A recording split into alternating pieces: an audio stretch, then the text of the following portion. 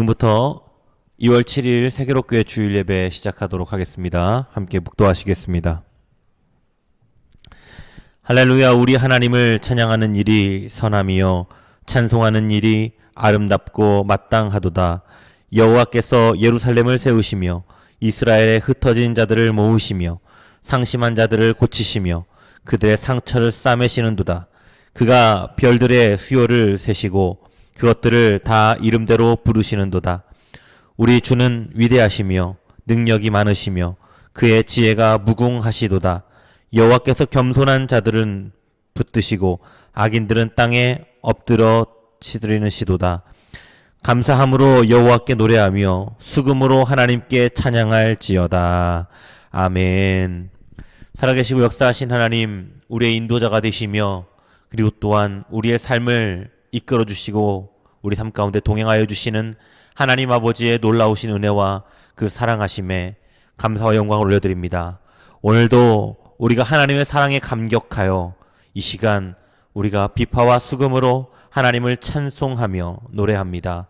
하나님, 우리가 예배드리는 이곳에 함께하여 주셔서 하나님의 한량없는 은혜와 사랑이 가득한 예배의 시간이 될 수 있도록 주님 축복하여 주시옵소서. 감사를 드리며 예수님의 이름으로 기도합니다. 아멘. 전능하사 천지를 만드신 하나님 아버지를 내가 믿사오며 그 아들 우리 주 예수 그리스도를 믿사오니 이는 성령으로 잉태하사 동정녀 마리아에게 나시고 본디오 빌라도에게 고난을 받으사 십자가에 못 박혀 죽으시고 장사한 지 사흘 만에 죽은 자 가운데서 다시 살아나시며 하늘에 오르사 전능하신 하나님 우편에 앉아 계시다가 저리로서 산자와 죽은 자를 심판하러 오시리라. 성령을 믿사오며 거룩한 공예와 성도가 서로 교통하는 것과 죄를 사하여 주시는 것과 몸이 다시 사는 것과 영원히 사는 것을 믿사옵나이다. 아멘. 우리 다 함께 찬송가 9장을 찬송하시겠습니다. 찬송가 9장입니다. 하늘에 가득 찬 영광의 하나님, 온 땅에 충만한 존귀하신 하나님, 생명과 빛으로 지혜와 권능으로 언제나 우리를 지키시는 하나님, 성부와 성자와 성령 삼위의 하나님, 우리 예배를 받아주시옵소서.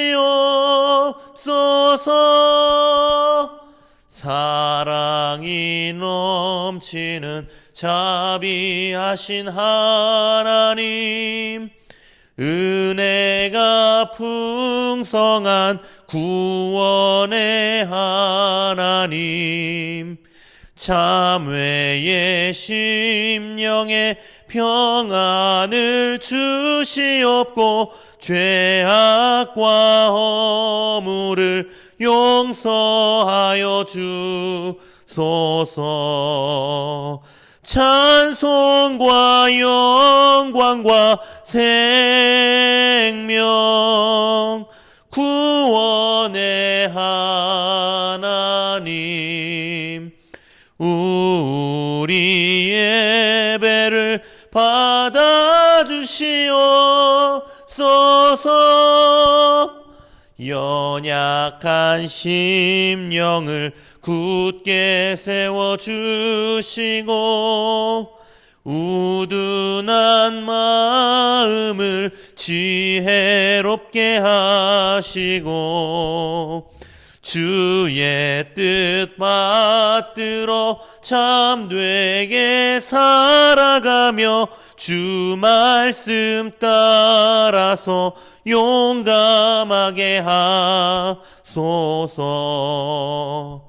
권능과 지혜와 사랑 은혜의 하나님, 하나님 우리 예배를 받아주시옵소서. 주 앞에 나올 때 우리 마음 기쁘고 그 말씀 힘되어 새 희망이 솟는다. 고난도 슬픔도 이기게 하시옵고 영원에 잇대어 살아가게 하소서. 우리의 자랑과 기쁨 생명의 하나님 우리 예배를 받아주시옵소서.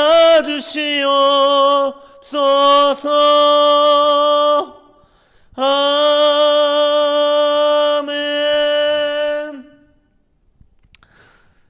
네, 이 시간 광고 말씀 드리겠습니다.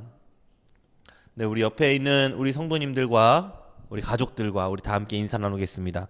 주님의 이름으로 사랑하고 축복합니다. 시작.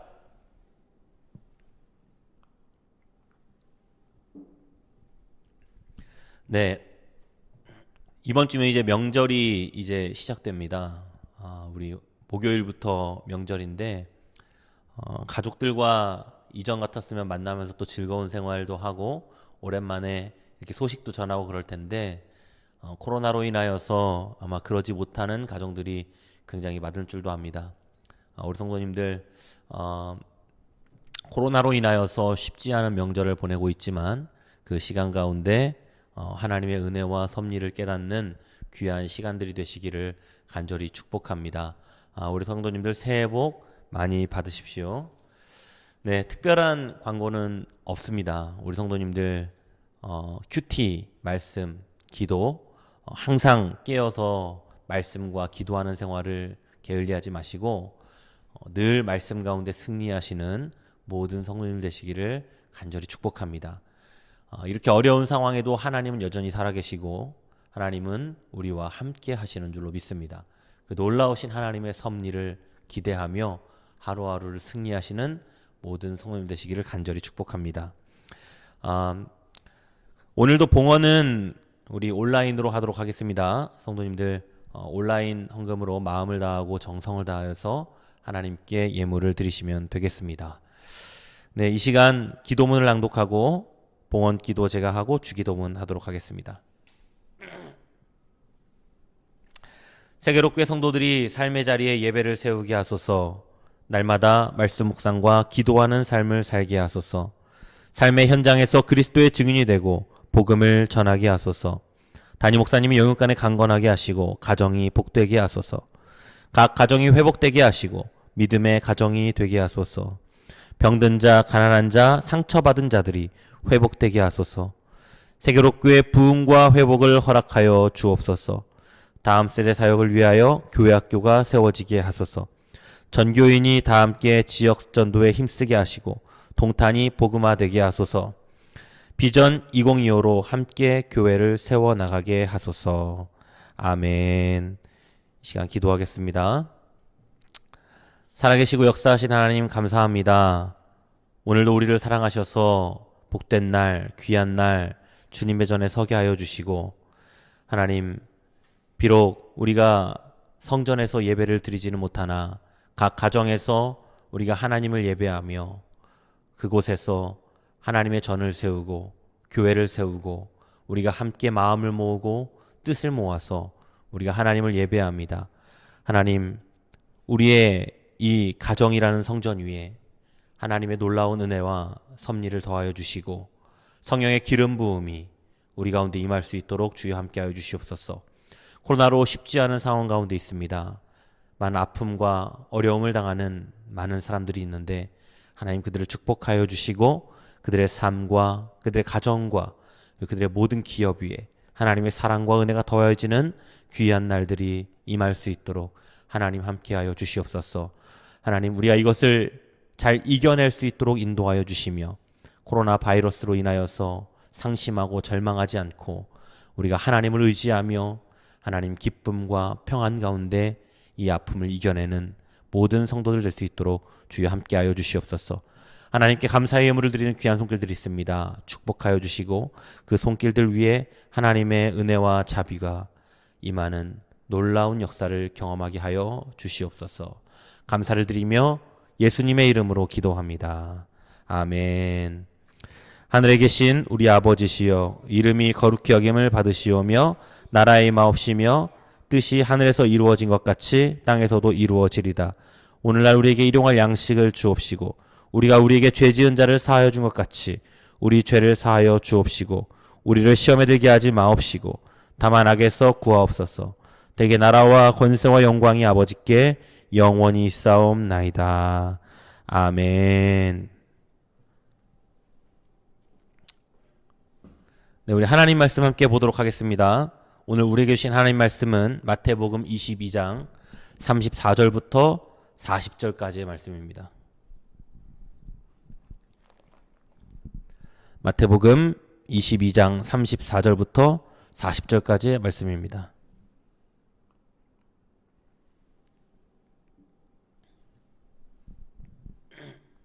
찾으셨으면 제가 봉독해 드리도록 하겠습니다.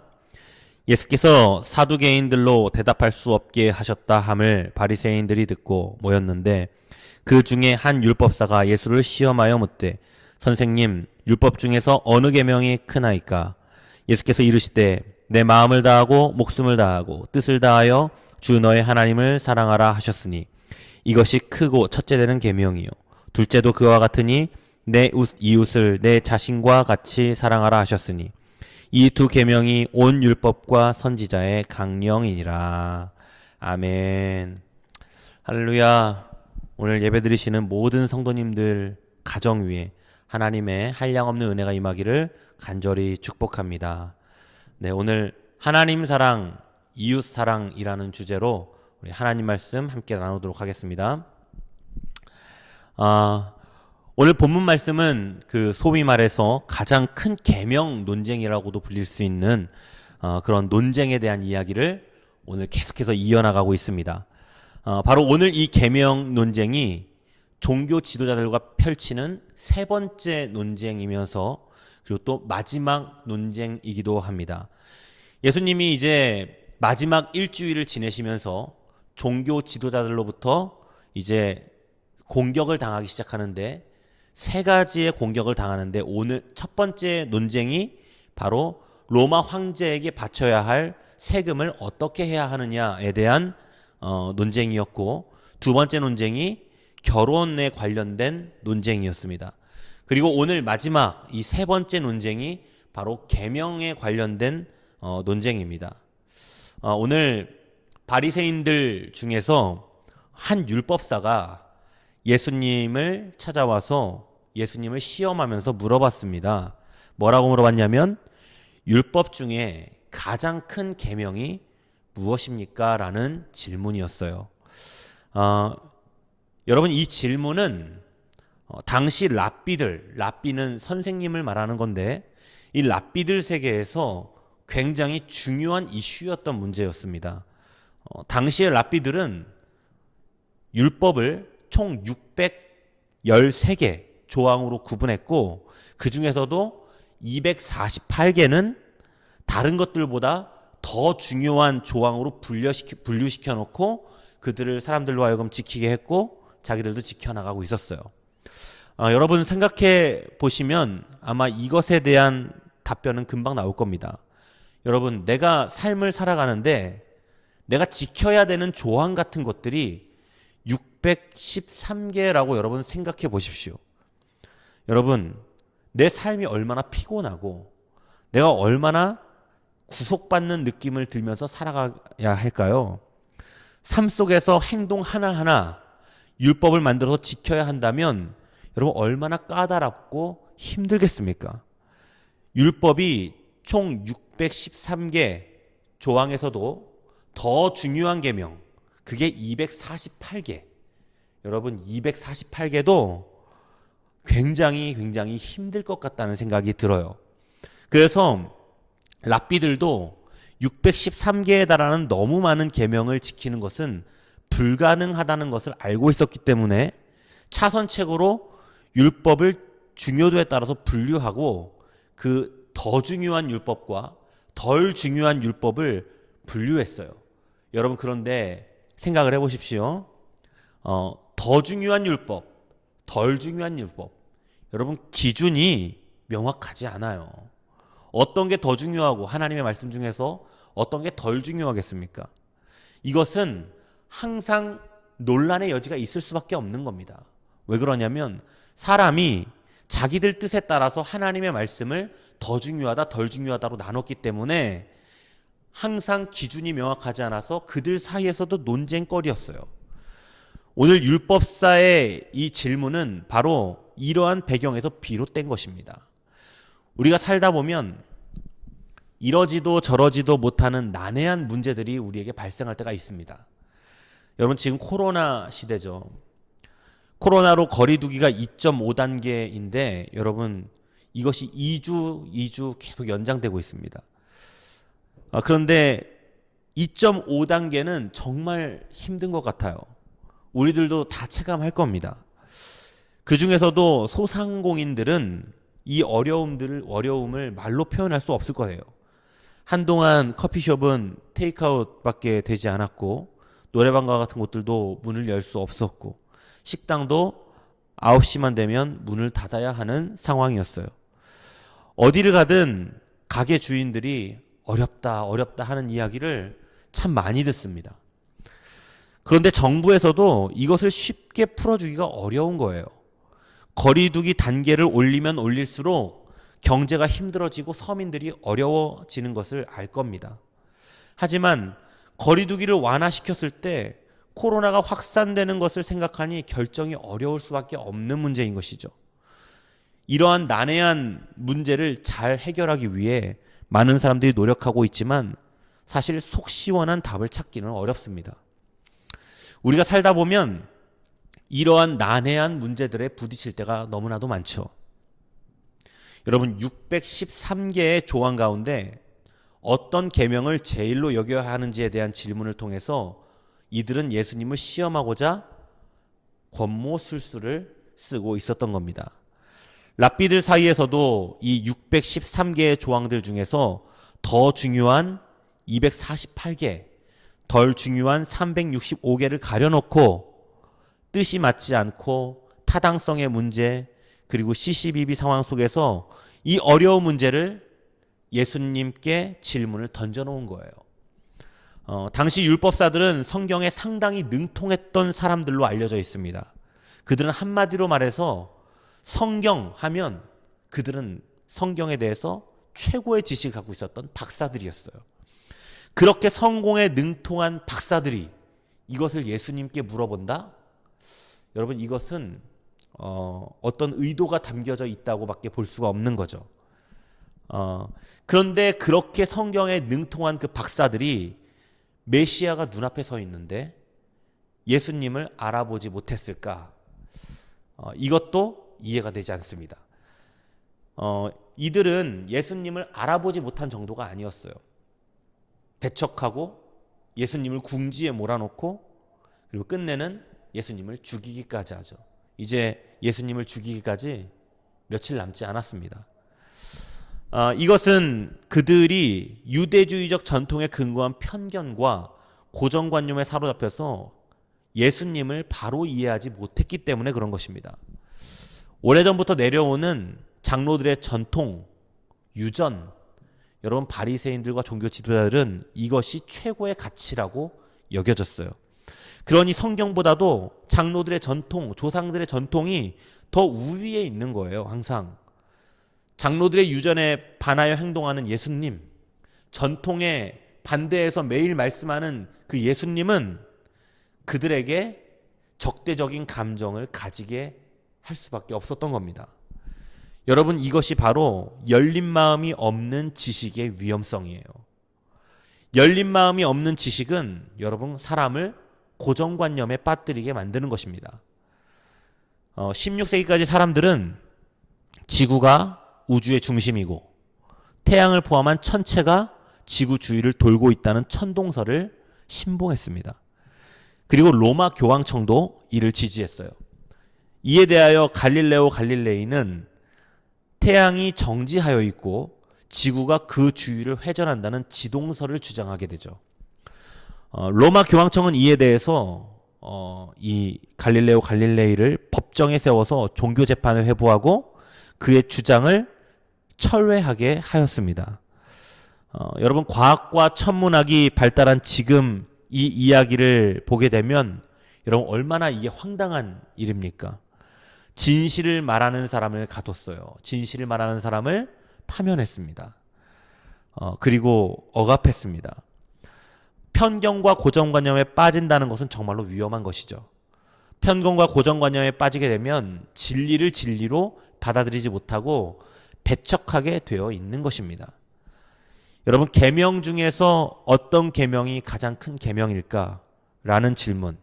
사실 질문 자체에는 악한 의도가 있다고 보기는 어렵습니다. 왜냐하면 이것에 대한 문제는 당시의 랍비들 사이에서도 많이 언급되는 중요한 이슈였고, 그 랍비들 사이에서도 이 문제를 놓고 심각하게 고민하고 서로 질문을 주고받는 그런 논쟁거리였기 때문에 그렇습니다. 예수님은 이런 율법사의 질문에 답하기 위해서 신명기 6장 5절의 말씀을 오늘 인용하셨어요. 이 말씀은 바로 이스라엘 백성들이 그리고 우리가 하나님을 어떻게 사랑해야 하는지에 대해 말씀하신 내용이고, 하나님께 어떠한 태도를 취해야 하는지에 대해 하는 말씀이기도 합니다. 그러니까 굉장히 중요한 말씀이죠. 여러분께 질문 한 가지를 드리도록 하겠습니다. 여러분 하나님을 얼마나 사랑하십니까? 이런 질문은 참 대답하기 난해하죠. 그리고 여러분은 하나님을 어떻게 사랑하고 계십니까? 오늘 예수님이 이것에 대한 답을 말씀해 주시는데, 내 마음을 다하고 목숨을 다하고 뜻을 다하여 주 너의 하나님을 사랑하라고 하셨어요. 내 마음에 있는 정성 없는 정성을 다 다해야 되고 내 생명까지도 드려야 하며 내 뜻과 철학과 이 모든 것들을 하나님께 초점을 맞추는 거예요. 이것은 우리가 전심을 다해서 절대적인 헌신으로 전인격적으로 하나님을 사랑해야 한다는 것을 말하고 있는 것입니다. 여러분이 생각하는 하나님을 어느 정도로 사랑해야 하느냐? 여러분 어느 정도로 사랑해야 된다고 생각하십니까? 그것이 어느 정도인지는 모르겠지만 아마도 여러분이 생각하는 것보다 훨씬 더 전적이고 절대적인 사랑을 하나님께 드려야 하는 것입니다. 그렇다면 어떤 사람들은 이런 질문을 할 수도 있습니다.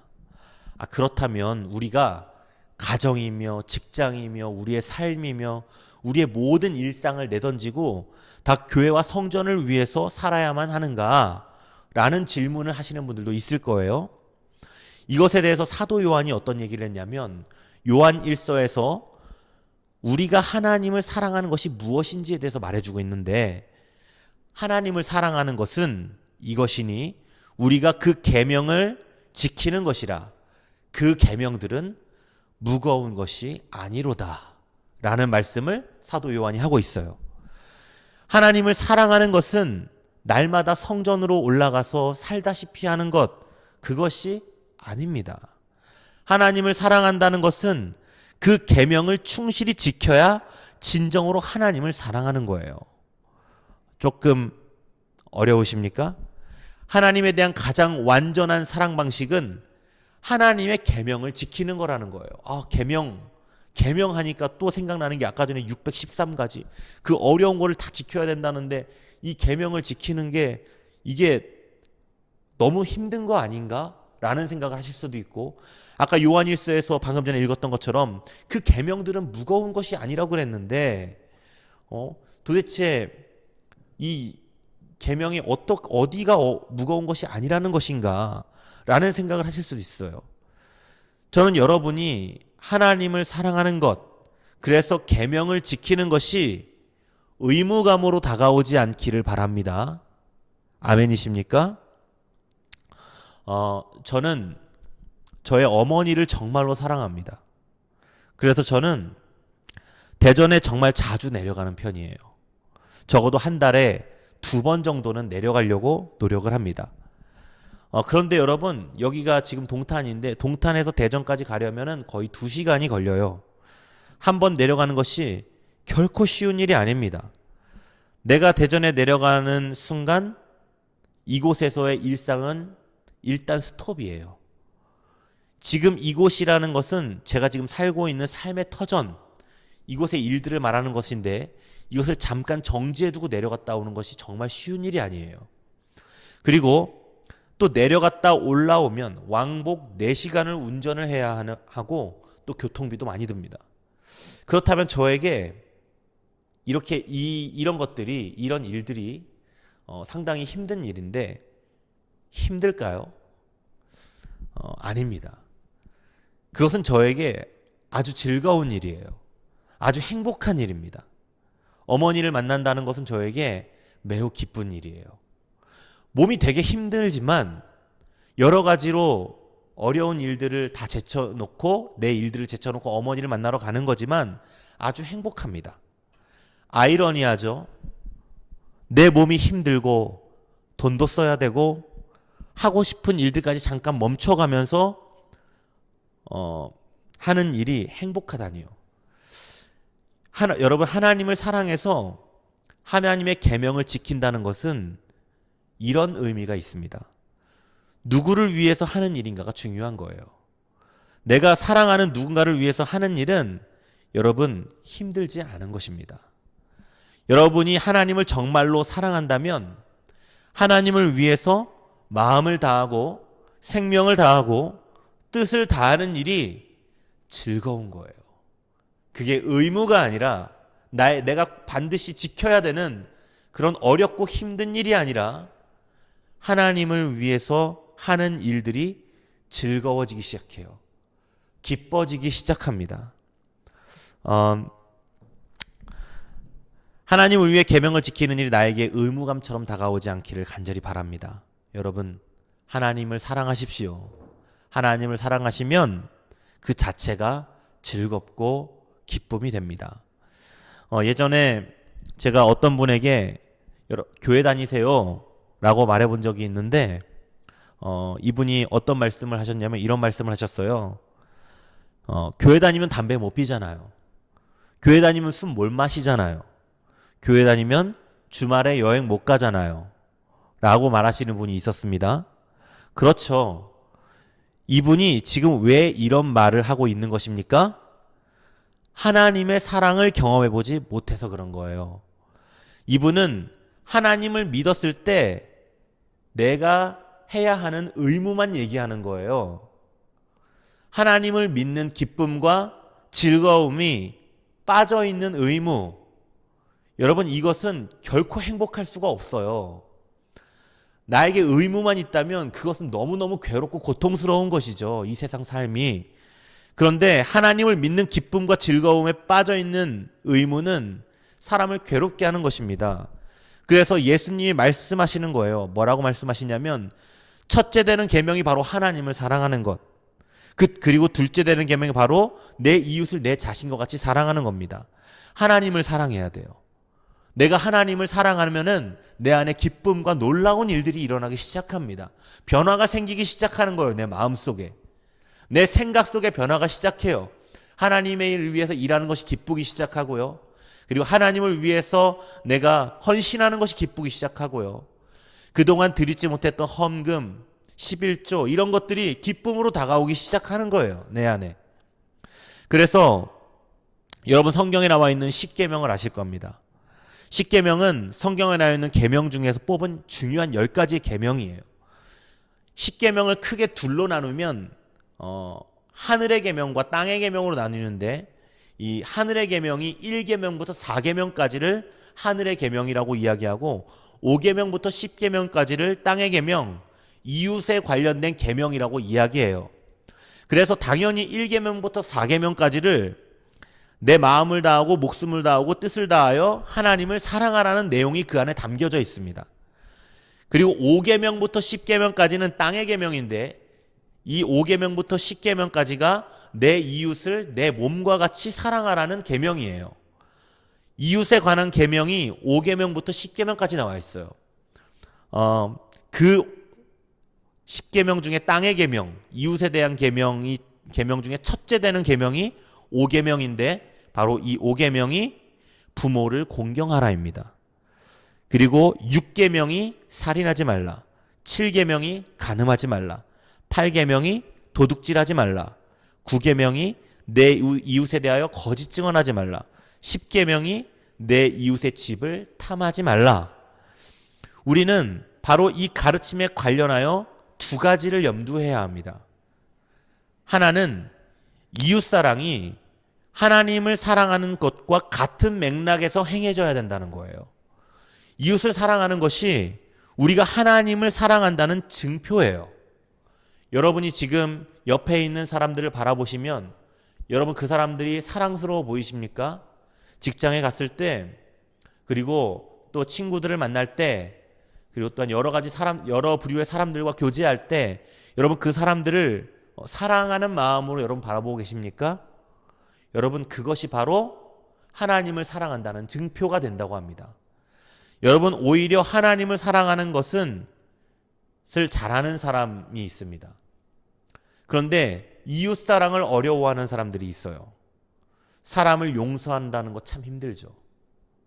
나에게 잘못한 사람과 화목하려고 노력하는 것 참 어려운 일입니다. 성경은 이것이 잘못된 신앙이고 거짓말하는 것이라고 경고하고 있어요. 요한일서 4장 21절 말씀을 보면 누구든지 하나님을 사랑하노라 하고 그 형제를 미워하면 이것은 거짓말하는 자니 보는 바 그 형제를 사랑치 아니하는 자가 보지 못하는 바 하나님을 사랑할 수가 없느니라 라고 말씀하고 있습니다. 여러분, 형제를 사랑하지 못하면, 이웃을 사랑하지 못하는 사람은 하나님을 사랑할 수가 없는 것입니다. 다른 한 가지 또 염두해야 되는 것이 무엇이냐면 우리에게 거룩한 명령으로 주어졌기 때문에 결코 피할 수 없는 이것은 의무라는 거예요. 어떤 사람들은 이웃을 사랑하지 않으면서 자신이 경건한 것처럼 포장하는 사람들도 있습니다. 종교 지도자들이 예수님이 안식일 날 병자를 고친 것에 대하여 비난했던 적이 있어요. 거룩한 주일날은 하나님께서 쉬라고 주신 날인데 그날 예수님이 쉬지 않고 병을 고치는 일을 했다는 거예요. 이것으로 예수님은 종교 지도자들로부터 타겟이 되기 시작합니다. 이들은 왜 이러한 사람들이 되었습니까? 이들은 계명과 율법에서 자유해진 것이 아니라 계명과 율법에 묶여 있었기 때문에 그런 거예요. 하나님 사랑을 지나치게 강조한 나머지 이웃 사랑은 중요한 계명에서 빠져버리게 된 거예요. 아니면 뒷전으로 갔거나. 하나님을 사랑하는 것이 이웃을 사랑하는 것이고 이웃을 사랑하는 것이 하나님을 사랑하는 것임을 이해하지 못하고 있었던 거예요. 안식일이라도 눈앞에 이웃이 고통을 당하고 있으면 그를 도와야 되는 겁니다. 이것이 하나님이 우리에게 주신 명령이에요. 가난하고 굶주리고 인권을 유린당하고 소외된 수많은 사람들을 외면한 채 종교적 열광주의에 빠지는 것은 경건도 진실도 성실도 아무것도 아닙니다. 우리가 하나님을 믿더라도 제대로 믿어야 하는 거예요. 아픈 사람이 보이면 나도 아프고, 지금 시리에 빠져 있는 사람 보면 나도 마음이 아프고, 그리고 절망 가운데 있는 사람들을 보면 나도 함께 그들과 아파할 수 있는 그런 마음을 우리 그리스도인들은 가져야 되는 것입니다. 최근에 난민들이 굉장히 많이 늘어나고 있고 그들이 오갈 곳이 없는 모습을 봤어요. 정말 마음이 너무나도 아픕니다. 여러분, 그런데 이 난민들이 뭐에 가장 취약한지 아십니까? 바이러스에 정말 취약합니다. 이들을 바라보면서 정말 마음이 아팠어요. 우리가 함께 기도해야 할 줄로 믿습니다. 여러분, 우리는 그렇게, 그리스도인들은 그런 사명으로 부름받은 사람들입니다. 이웃을 돌보는 것, 이웃을 사랑하는 것, 하나님을 사랑하는 것처럼 이웃을 바라보는 것, 그것이 하나님이 우리에게 주신 마음이에요. 우리가 하나님을 마음을 다하고 생명을 다하고 뜻을 다하여 사랑해야 한다는 것은 변하지 않습니다. 더불어서 하나님을 그렇게 사랑하는 것만큼 우리의 이웃을 사랑하는 것이 하나님을 제대로 믿는 것입니다. 사랑하는 성도 여러분, 하나님을 사랑하십시오. 그리고 우리가 이웃사랑을 어떻게 실천하며 살아가야 하는지 날마다 생각하고 행동하시는 우리 모두가 되기를 바랍니다. 적어도 세계로교회 성도들은 옆을 돌아보며 사는 그런 사람들이 되시기를 간절히 축복합니다. 여러분들 삶 가운데 하나님의 사랑과 놀라운 섭리가 임하게 될 줄로 믿습니다. 함께 기도하겠습니다. 살아계시고 역사하신 하나님 감사합니다. 하나님, 율법의 가장 큰 계명은 하나님을 사랑하는 것과 이웃을 사랑하는 것이라 말씀하셨습니다. 우리가 마음을 다하고 생명을 다하고 뜻을 다하여 하나님을 사랑하는 것 같이 우리의 이웃을 그렇게 사랑하는 모든 세계로교회 성도를 될 수 있도록 주여 함께하여 주시옵소서. 지금은 우리를 사랑하셔서 십자가에 못 박혀 죽으시고 부활하신 예수 그리스도의 은혜와 하나님 아버지의 끝이 없으시고 한이 없으신 사랑하심과 보혜사 성령님의 감화 감동하시는 놀라운 역사하심이 오늘 각 가정에서 예배드리는 세계로교회 성도들 한 사람 한 사람 머리 위에, 그들의 가정 위에, 그들의 직장 위에, 그리고 그들의 모든 기업 위에 이제로부터 하나님의 축복이 영원토록 임하기를 간절히 축원하옵나이다. 아멘.